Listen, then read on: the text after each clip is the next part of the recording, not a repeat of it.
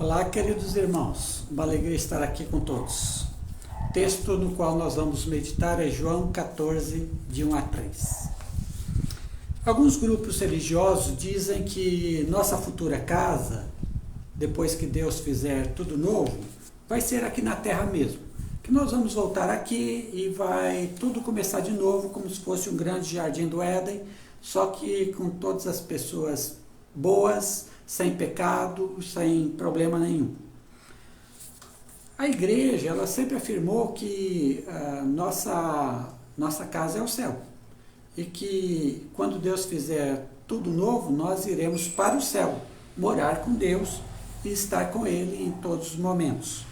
O apóstolo Paulo, na sua carta aos Filipenses, em capítulo 3, versículo 20, diz assim: a nossa casa está nos céus, a nossa pátria está nos céus, de onde aguardamos o Salvador. Assim, nós cremos que um dia nós iremos para o céu. Esse dia será o dia da volta do Senhor Jesus, da sua segunda vinda a este mundo. Mas eu quero meditar nesse assunto a partir desse texto de João e ver o que é que Deus quer dizer para nós quando ele afirma que nós iremos para o céu, que nós iremos para lá. O que é que isso significa? É só ir para um lugar em que tem uma nuvem, a gente fica lá na nuvem, é isso? É só ir para um lugar, a gente fica cantando a eternidade inteira, é isso? O que é? O que está envolvido com essa questão da gente ir para o céu? Outra coisa, esse negócio de dizer que vamos para o céu, é o que? É simplesmente um escape da vida aqui, das dificuldades daqui? O que é? O que representa esse lance da gente ir para o céu? João 14, 1 a 3 diz assim: não se turbe o vosso coração, crede em Deus, crede também em mim. Na casa de meu pai há muitas moradas. Se não fosse assim, eu vos teria dito, pois vou preparar-vos lugar. E se eu for e vos preparar lugar, virei outra vez, e vos levarei para mim, para que, onde eu estiver, estejais vós também. Eu vou precisar aqui trabalhar um pouco esse texto. Então vamos lá, vamos começar no versículo 2. Na casa de meu pai há muitas moradas. O que o texto está dizendo? O texto está dizendo que Deus tem uma casa. Na casa de meu pai. O Deus a quem Cristo se refere é seu pai, mas é Deus. E quando Jesus diz na casa de meu pai tem muitas moradas, ele está pensando no tipo de família que existia na sua época. Ele não está pensando na família de hoje. A família de hoje, quando um filho fica adulto e se casa, ele vai ter sua própria casa. Ele sai da casa dos pais e vai morar em outra casa. Ou quando ele vai estudar numa outra cidade, ele vai morar numa outra casa. Então é comum que os filhos adultos saiam da casa de seus pais, né? Quando se casam, por exemplo. É o comum aqui. Na época de Jesus, não. Na época de Jesus, as famílias moravam juntas. Então, se um filho se casasse, era feita a festa, mas, claro, se a casa do pai era grande também, aquele filho ia morar na casa do seu pai. Ele e a sua esposa iam morar na casa do pai. Então, ficavam todas aquelas famílias juntas na casa do patriarca, daquele que era o pai de todos. E ficavam todos juntos ali, moravam todos juntos, mesmo com suas esposas ou maridos, moravam todos juntos ali. Ou o contrário, poderia acontecer. Às vezes o filho tinha melhores condições e os pais eram pobres.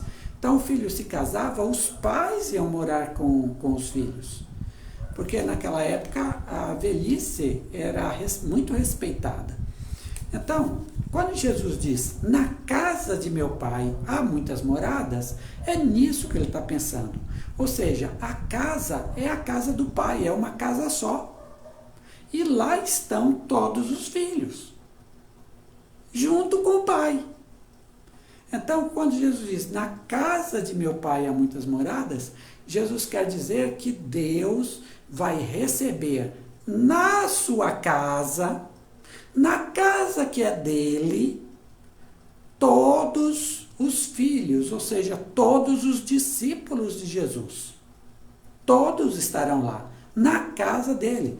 Não é como a gente pensa, que normalmente a gente vê assim, na casa de meu pai há muitos morar. A gente pensa, eu vou morar numa casa, numa rua tal, o meu irmão, minha mulher, meu marido, meu filho, vai morar em outro lugar, em outra casa, Não é assim. É na casa de meu pai.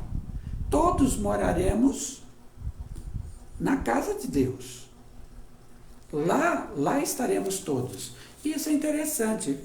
Jesus usa essa expressão, a casa de meu pai, para nos falar alguma coisa. Porque, veja bem, Deus não tem casa. Deus é espírito. A Bíblia diz, Salomão diz, que os céus dos céus, ou seja, todos os céus, não podem conter Deus. Deus é maior que o céu. Deus é maior. Então, essa expressão, a casa de meu pai, a gente não tem que tomar no sentido literal uma casa como essa que moramos. Temos que entender que é uma figura de linguagem que Jesus usa, mas é uma figura apropriada. Por quê? Porque nos transmite algo muito importante. Quando Jesus diz, na casa de meu pai há muitas moradas, Jesus diz que, com isso, que a casa do Pai é o lugar da graça de Deus sobre nós. Então, ir para o céu é receber da graça de Deus, é o lugar da graça, a casa do Pai. Por quê? Porque a casa dele, ele não precisava nos levar para lá. Ele não precisava nos tornar filhos dele. Ele nem precisava nos criar. E, criando e sendo nós pecadores, ele poderia, continuando a ser Deus justo e amoroso, deixar que fôssemos todos condenados e pagássemos o preço dos nossos pecados. Mas ao nos levar para a sua casa, a casa dele, a vida dele, Deus está nos dando graça para nós. Além da graça, Deus está nos adotando. Ele nos leva para lá como filhos. Filhos que vamos morar na casa de nosso Pai. Isso se chama adoção. Deus nos adotou em Jesus. Ele, ao nos levar para lá, ele nos acolheu. Ele nos acolheu. É como hoje uma família acolhesse um menino de rua, que só vive na rua.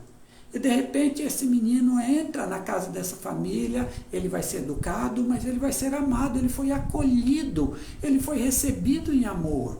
Nunca teve, foi recebido em amor. Assim, nós seremos acolhidos por Deus. Quando Jesus diz, na casa de meu pai há muitas moradas, Jesus está dizendo, meu pai vai dar a vocês graça. Meu pai vai dar a vocês adoção, meu pai vai dar a vocês acolhimento. Que coisa boa. É isso que nos espera no céu, da parte de Deus. Mas vamos continuar o texto? Na casa de meu pai há muitas moradas. Se não fosse assim, eu vos teria dito, pois vou preparar-vos lugar. E aqui, gente, preste atenção no que eu vou dizer para que você entenda. A Bíblia ela foi escrita numa língua que é a língua grega. O que temos aqui hoje em português é uma tradução do texto grego, que é o texto original. Muito bem. Nesse texto grego, a palavra lugar, vou preparar-vos lugar, é a palavra topos. Dessa palavra topos, é uma palavra grega, vem, por exemplo, a nossa palavra topografia. Não é? O que é a topografia? É aquela arte de você dimensionar, de você dizer como são os terrenos. Tá? Então, por exemplo, você comprou um terreno e você contrata um topógrafo para fazer o laudo do seu terreno. Ele vai dizer se o terreno é acidentado, se o terreno é plano, se tem rio no seu terreno. Se tem cachoeira. Algum tempo atrás, eu e Giane fomos num lugar onde a chácara, o terreno, né? Terreno bem grande de uma fazenda de um homem, tinham 3 cachoeiras belíssimas. Cachoeiras grandes, altas, estavam no terreno dele. O topógrafo, se fosse fazer um laudo, diria isso, colocaria isso. Então, topos significa lugar. E é assim que ela é usada na Bíblia, normalmente. Na casa de meu pai, há muitos lugares. Há muitas moradas. Vou preparar-vos lugar. Então, Jesus vai preparar lugar. Então, o que a gente entende? Na casa de meu pai há muitas moradas. A gente entende, vai ter uma casa para mim, uma casa para o outro irmão, uma casa para outra irmã. E Jesus vai para o céu agora, antes dele voltar pela segunda vez, ele vai dar uma preparada lá, uma melhorada lá. Então ele vai dar quem sabe, uma pintura melhor, a casa ficar bonita, tal. Mas não é isso que Jesus está dizendo. Não é isso. As palavras, às vezes, nos enganam. Por que não é isso? Primeiro, na casa de meu pai há muitas moradas, moradas já estão prontas. E as moradas é a graça de Deus, é o acolhimento de Deus, é o aconchego de Deus. Está pronto. Não precisa de Jesus melhorar isso. Está pronto. O que Jesus quer dizer então com lugar? Vou preparar-vos lugar. É aqui que está a questão. O que ele quer dizer com lugar? Lugar também, na Bíblia, pode ser condição. Vou dar 2 exemplos na Bíblia para você. Quando Paulo está falando em 1 Coríntios 14 sobre o culto, e que algumas pessoas falam em línguas que ninguém entende, esse é o assunto 1 Coríntios 14, ele diz assim, se alguém fala em línguas, ele se edifica a si próprio, mas não edifica ninguém. E o que fazer com aquele que está no lugar de indouto, ou seja, aquele que está ali, naquele culto, e não está entendendo nada, se falar em línguas estranhas. Então, esse lugar, topos, do indouto, significa alguém que está numa condição que não entende, não está entendendo o que está acontecendo.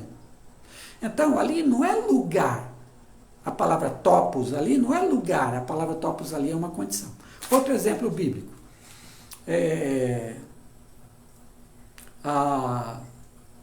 Os 11, antes do Pentecostes, estão reunidos ali numa casa e eles têm que escolher uma pessoa para ficar no lugar de Judas, porque precisa completar o número 12, que é um número importante para eles. E tem 2 candidatos, o Matias e o José, chamado Justo. São 2 candidatos para ficar no lugar de Judas Iscariotes. Eles fazem uma oração a Deus, porque tem 2 candidatos. E eles pedem a Deus e eles dizem assim, na sua oração: Senhor, escolhe entre esses 2 aquele que vai ficar no lugar, topos, de Judas. O Matias ou o José. Então veja bem, quando eles dizem aquele que vai ficar no lugar, eles não estão falando de terreno, de lugar geográfico. Eles estão falando de posição. Aquele que vai ficar na posição do Judas. Então, lugar aí é posição. É condição. Na condição de apóstolo. Condição que o Judas rejeitou. Então, veja. Lugar pode ter o sentido de condição. Então, vou dar um exemplo nosso aqui. Você é chefe de uma seção, você tem vários empregados, subordinados seus, e um deles fica doente e falta. Mas essa pessoa, o que ela faz, é muito importante para o restante.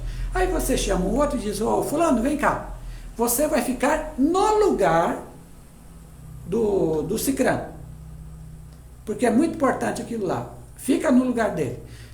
Quando você diz assim, você vai ficar no lugar dele, não é que você vai ficar na mesma cadeira que o sujeito sentava, no mesmo espaço geográfico, não. Você vai ficar na função dele. na condição dele. Você pode até sentar em outro lugar, mas você vai fazer o mesmo serviço que ele fazia. Então, lugar aí é no sentido de condição, tá? Quando Jesus diz, vou preparar-vos lugar, preste atenção agora. Ele não está dizendo que ele vai para o céu fazer alguma arrumação lá para nós. Não. Ele está dizendo o seguinte, eu vou dar condições. Eu vou dar a condição, a única condição necessária para vocês irem para lá.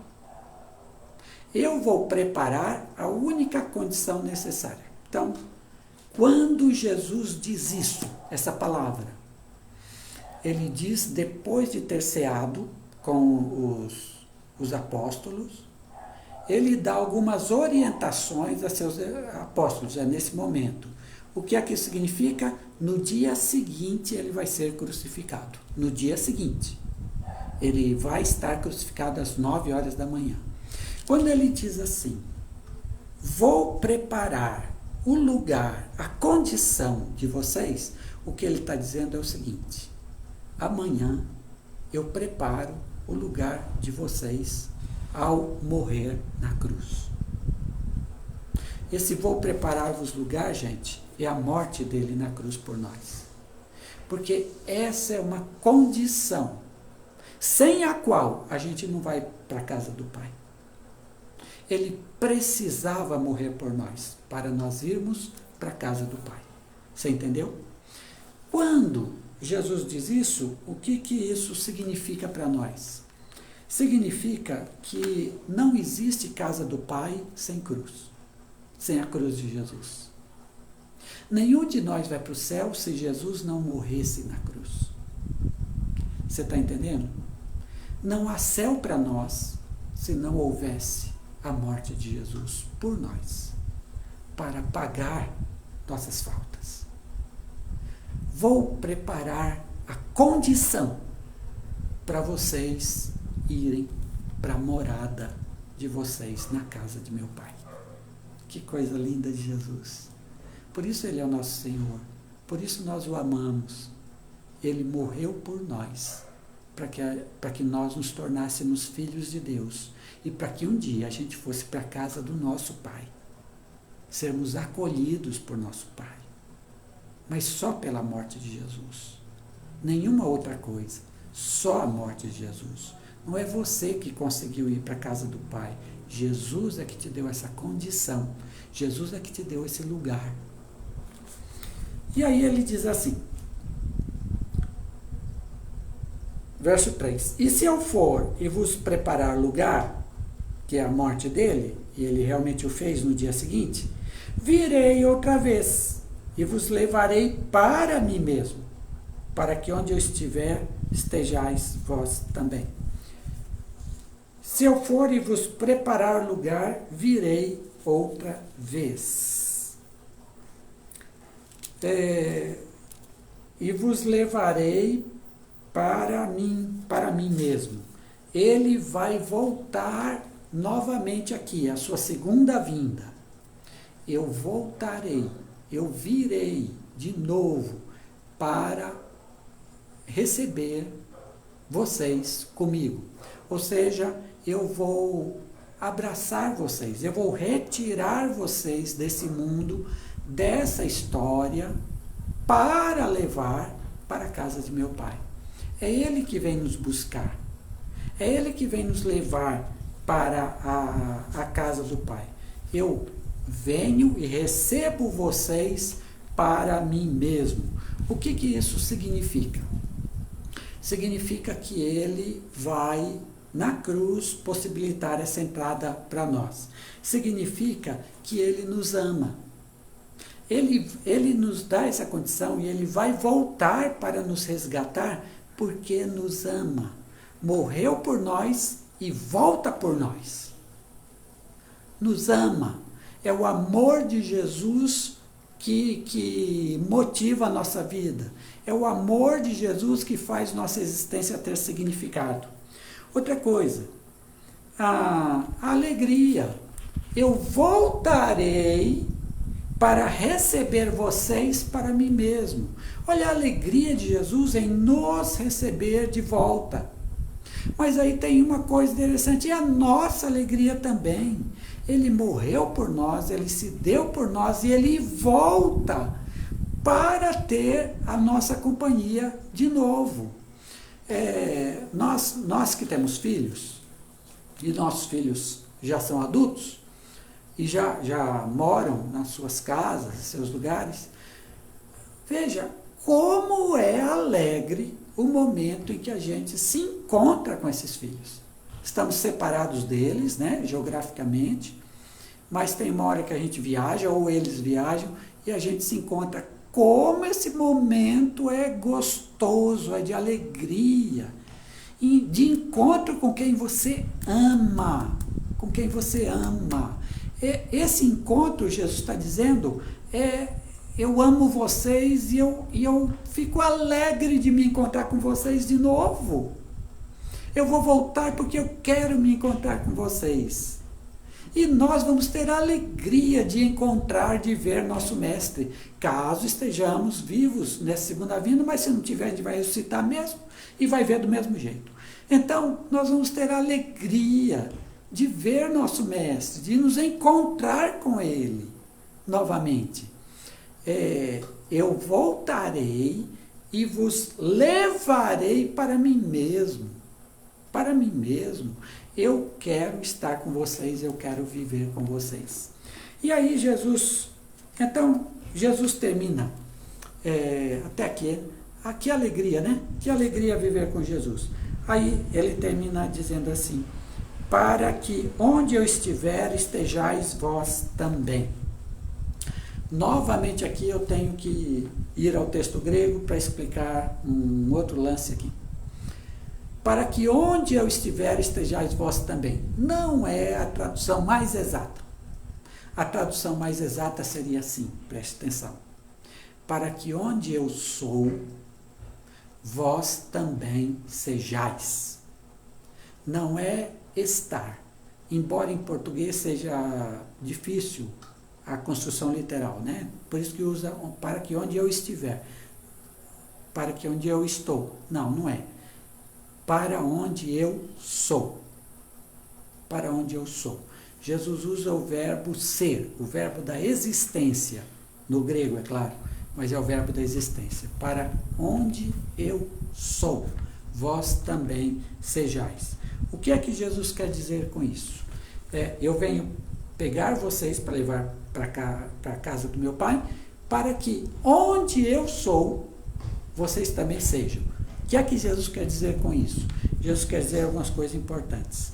Primeiro, nós viveremos nesse céu a vida de Jesus.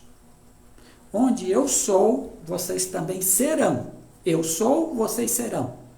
Nós vamos viver a vida de Jesus. Lembra da imagem bíblica? Cristo cabeça, nós o corpo, nós, cada um de nós membros deste corpo? Lembra disso? A cabeça e o corpo não é uma coisa só? Não é uma vida só? Separa a cabeça do corpo e não existe mais vida. Mas se estão juntos, é vivo. Onde eu sou, vocês também são. Ou seja, nós viveremos em Jesus. A nossa vida na eternidade é em Cristo. Nós viveremos nele. Nós seremos parte do próprio Jesus. Parte dele, porque vamos viver nele. Outra coisa que Jesus quer dizer, quando diz, onde eu sou, vocês também serão. Jesus quer dizer o seguinte: nós teremos no céu o mesmo caráter que Cristo tem. O mesmo caráter dele. Personalidade, isso é de cada um. Mas caráter é o mesmo. Jeito de ser é o mesmo. Se Jesus é amoroso, nós seremos amorosos. Se Jesus é bondoso, nós seremos bondosos. Se Jesus é misericordioso, nós seremos misericordiosos. Se Jesus é justo, nós seremos justos. E por aí vai. Nós teremos o caráter de Cristo. Mas você diz, mas agora a gente também está tendo um pouco desse caráter. É verdade. O caráter de Cristo está sendo formado em nós. Só que em nós ainda habita o mal ainda.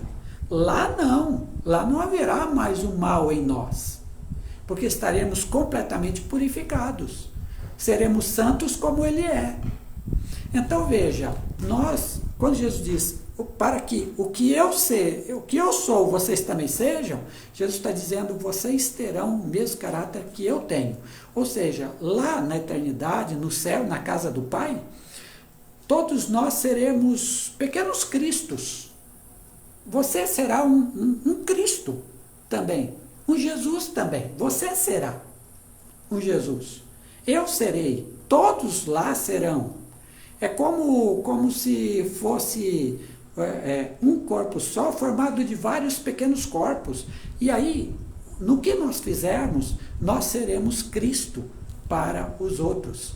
Para que onde eu sou, vocês também serão. E Jesus também está falando aqui da unidade que nós teremos com Ele. Ou seja, vocês serão eu. Nós seremos parte do próprio Cristo.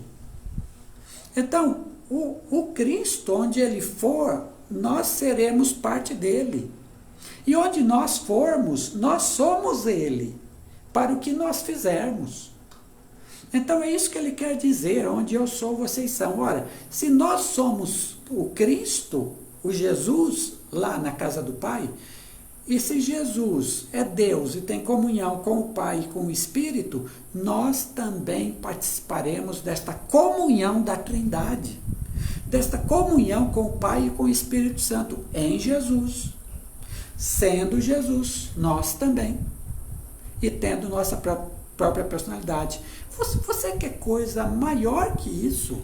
Você fazer parte do próprio Jesus, você ser, na sua personalidade, Jesus Cristo, um pequeno Cristo, você ser, na palavra de um teólogo, você ser cristificado, ou seja, se tornar um Jesus, fazendo parte dele, estando em comunhão com ele. Você quer algo maior que isso, a unidade com Deus? É isso que nos aguarda no céu. Não é nuvenzinha, não é uma casinha ou uma mansão, não é isso. É a vida de Deus, com todo o amor, com toda a graça, com toda a alegria, com todo o poder, toda a potência, toda a santidade, toda a justiça, tudo isso nosso, fazendo parte de nosso ser. E são essas relações, a relação com Jesus, a relação com o Pai, com o Espírito Santo, a relação entre nós, irmãos, porque seremos todos filhos do mesmo Pai, todos irmãos de Jesus, e a relação com a nova criação de Deus, são essas relações que Deus nos promete, que Jesus promete aqui no céu. Quando Jesus diz isso, agora eu vou para o versículo 1, que eu deixei de lado até aqui. Não se perturbe o vosso coração. Se o seu futuro é esse, se a casa do Pai onde você vai morar é desse jeito, agora, nessa vida, com as dificuldades que a gente tem, Jesus está dizendo para nós, não se perturbe em seu coração. No seu interior, não fica perturbado com as dificuldades e os sofrimentos da vida. Nós teremos desses dois, teremos alegrias também, vitórias, mas a gente tem as dificuldades, a gente tem os sofrimentos. Não fique preocupado, ansioso, deprimido com os sofrimentos da sua vida. Você vai ficar triste na hora que eles vierem, mas você vai ter o poder de Deus para te ajudar e a esperança do que é que lhe aguarda. A sua vida é essa do céu. Do que é que lhe aguarda. Não se perturbe, crede em Deus, crede também em mim. Tenha fé que eu vou te levar para a casa do Pai.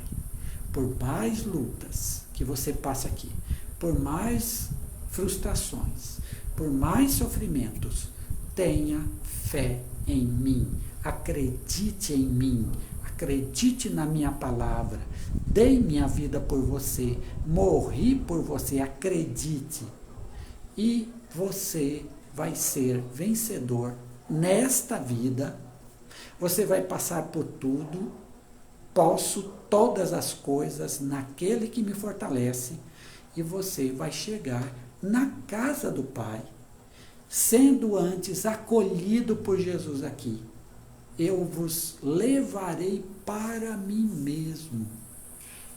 E na casa do Pai, você vai ter a comunhão com Deus e a comunhão com seus irmãos e com a nova criação.